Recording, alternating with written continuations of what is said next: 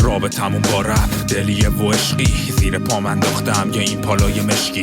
میچرخم تو تهران دورم هم نیشکی، جاسازه تو صندوق 4 ماده دیسکی. رفقا هل میزنن میگن عجب ورسی، هنو تو خیابون پلی میدم راندی امسی. بین رفقا هنو بحث ایست و وسته، رپر تیونی زیاده ولی اولد حفظه.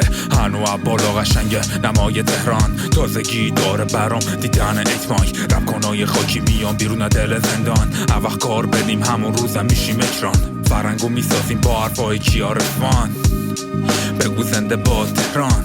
نه هنوز زنده ایم تو تهران.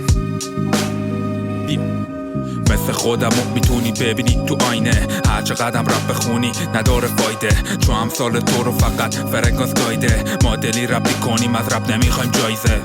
ذهنم باز پر ایدم، تو خیابون حقیقت تو چشمم دیدن. تو بازی بر کسی رو نمیدم، منو سر پام تو هیپ هاپ رو سفیدم.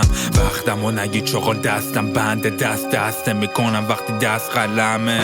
هنو فرکانس دست به نقد دستم، مایک استایل بک رو سنه. بعد خواه محو رپم ازش ترخه، با پلیس نرم میکنم دست و پنجه.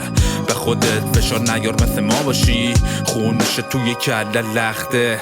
رپو بس میگیرم خیلی راحت از این رپرای پخمه. رپو بس میگیرم خیلی راحت از این رپرای پخمه.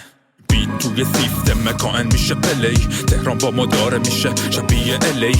آپدیت میشیم هی دی تو دی، اگه مشکل داری میشیم فیس تو فیس. را میرم تو خیابون جیبا پر بار میده، استریم دلار کاسب تره بچه های کار. هیپ هاپ مثل گنجه و منم مثل مار، هی دورش میپیچم و میشم جاودان.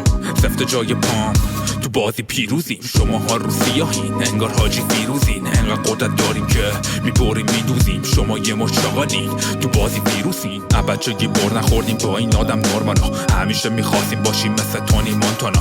منتها مخبر همه جا هستن، دستبند پلیس نسخ مچای دستم. ولی من توی هودم پشم به دستم، کس ننه بدخوام شده لستم.